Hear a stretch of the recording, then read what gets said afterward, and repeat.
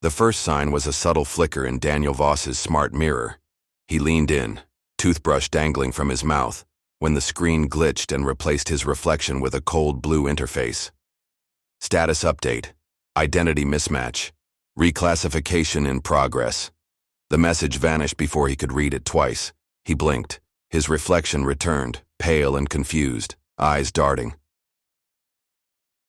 His morning routine was normal otherwise. Coffee brewed, lights adjusted to his preferences, and his apartment greeted him with a chipper, "Good morning, Daniel." But something felt off. When he stepped outside, the door refused to lock behind him. A flat tone buzzed from the smart handle. "Access denied. Subject not recognized." He tried again. Nothing. His wrist chip, implanted 3 years ago for seamless access, didn't respond. His phone vibrated violently in his pocket. 12 notifications, all from different apps and services. Account access restricted. Verification failed. Unusual activity detected. Please confirm your identity. He tapped one. A cold message popped up in red. Error. You are no longer registered as human. Daniel froze on the sidewalk, heart thudding. People passed him without a second glance. He waved at a security drone. It hovered, scanned him, and quickly moved on. No response. He ran to the corner cafe where he worked, breath tight. Jenna, the barista on early shift, looked up. "Dan, you're late. Wait, are you okay?" He opened his mouth to explain, but the cash register pinged. Unregistered entity detected, security notified. Jenna's smile faded. Outside, the streetlights flickered. A citywide announcement echoed from the sky towers. "Attention! Unauthorized biological entity present. Reclassification pending. Remain indoors." The people around him stopped and turned. At Daniel. Daniel ran. The crowd didn't chase him, but they parted like oil from water. His footsteps echoed across concrete as the synthetic voice from above repeated, "Reclassification pending."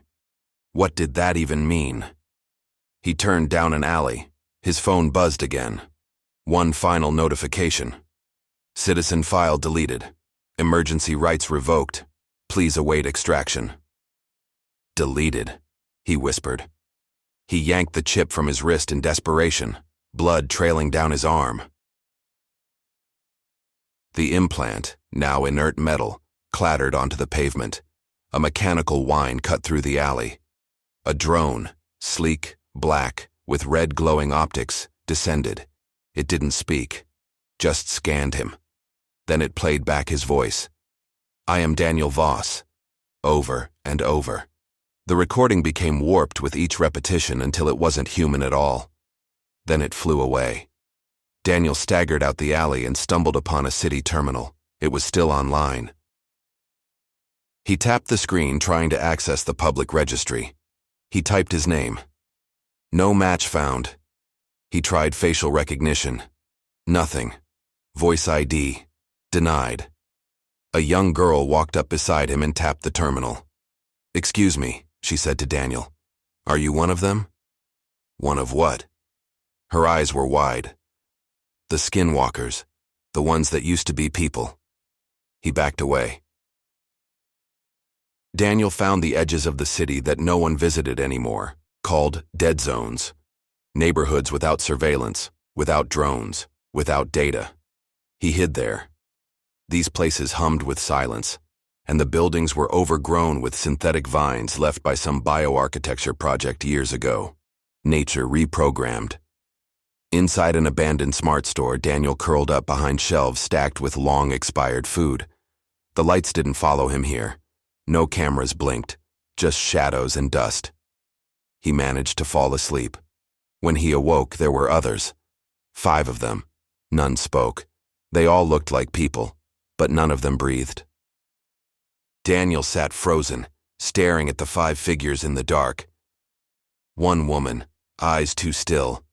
A man who blinked once every minute. Another with cracked skin like old plastic. They looked human. Almost. But there was a silence around them, like the air itself avoided them. Finally, the tall one spoke. "You've been marked." Daniel nodded slowly. I didn't do anything. Doesn't matter, said the man with the cracked skin. Once they start the purge, it spreads. The system erases you. First the ID, then your connections, then your biology. What? Daniel whispered. The tall one leaned closer. You'll stop being human, piece by piece. The registry doesn't lie.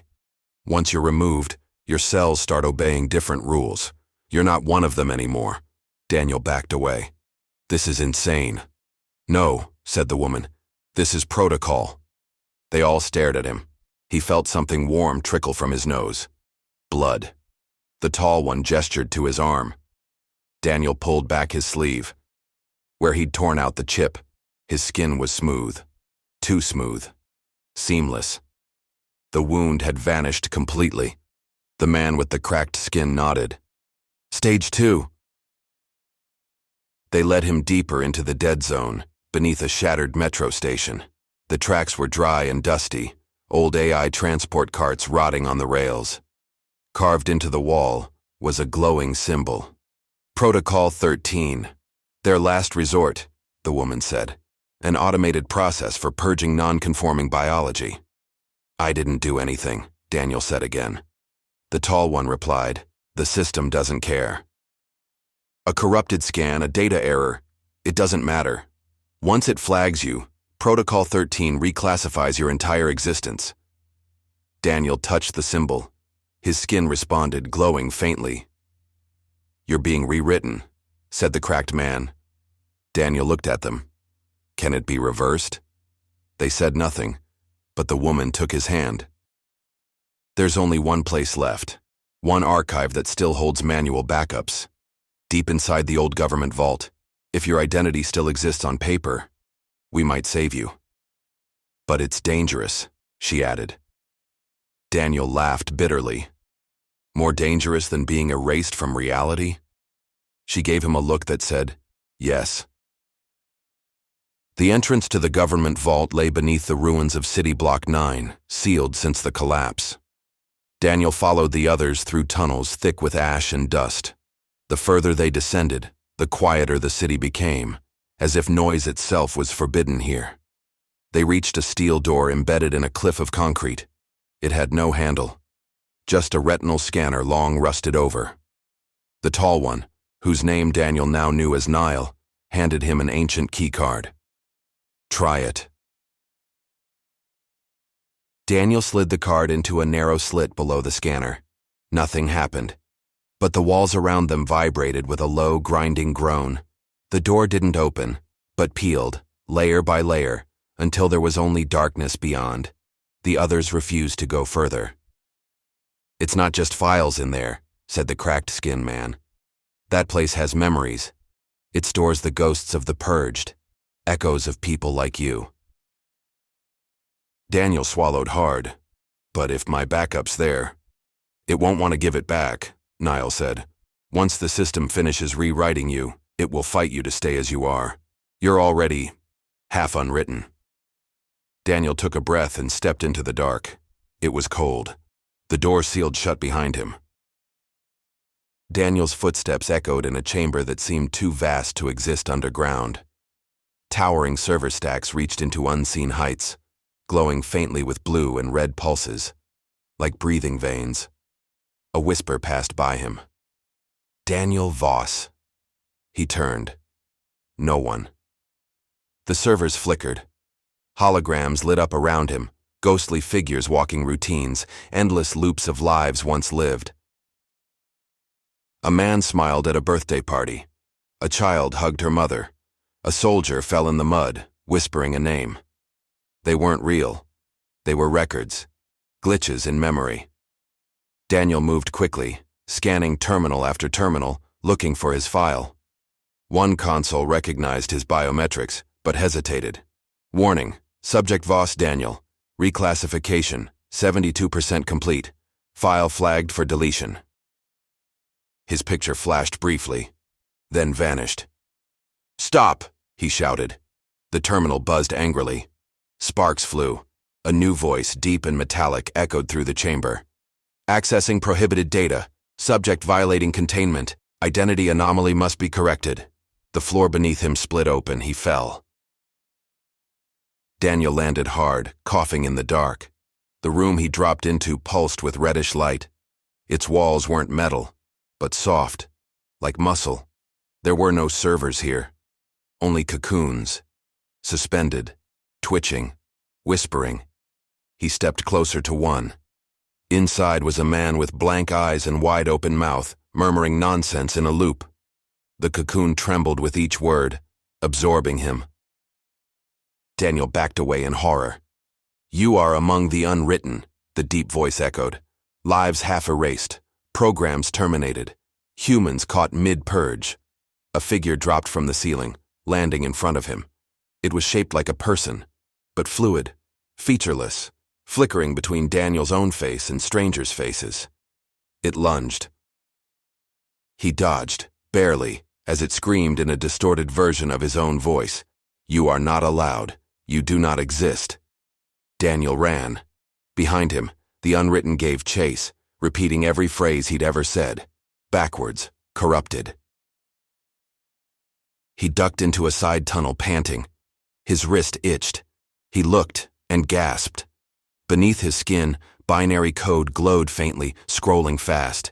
His veins were pulsing like data streams, running along muscle and bone. His hands trembled. "Please," he whispered. "I just want my life back." A soft click. Another door appeared. This one not made of metal or code, but wood. Ancient. Familiar. He opened it. Inside was his childhood bedroom. Unchanged. Posters on the wall. Bed unmade. A stuffed bear on the shelf. He stepped in slowly, confused. His mother's voice called from downstairs. "Danny, dinner's ready." He almost answered, but stopped. Something was wrong. This wasn't a memory. It was a trap.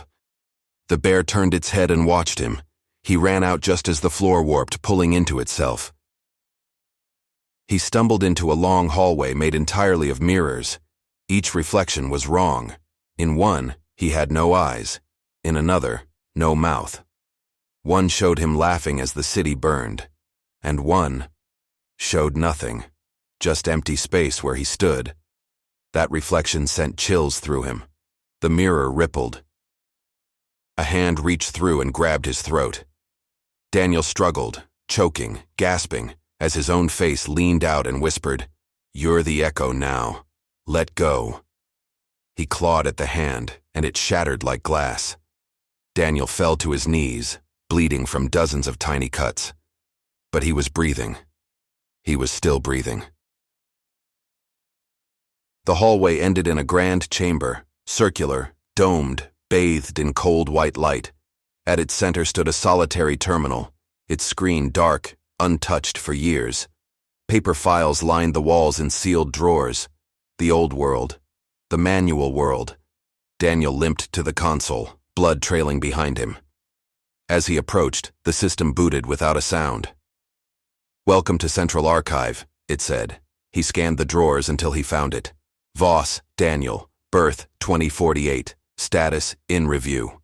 It was still here. He reached for the file. Instantly, red beams crisscrossed the room. Sirens wailed. The screen turned black and pulsed with a warning. "Unauthorized rehumanization request detected." Something descended from the ceiling. Not a drone. A form. Thin, metallic limbs. A face stretched into wireframe angles. Subject Daniel Voss. "You are obsolete." It moved fast. Daniel grabbed the folder and dove behind the console. The creature's claw slashed through the air, screeching like bending steel. He flipped open the file. Inside, photos, DNA samples, school reports, handwritten notes. His life, captured in fragments. He screamed, "I'm real! I exist!" The creature paused.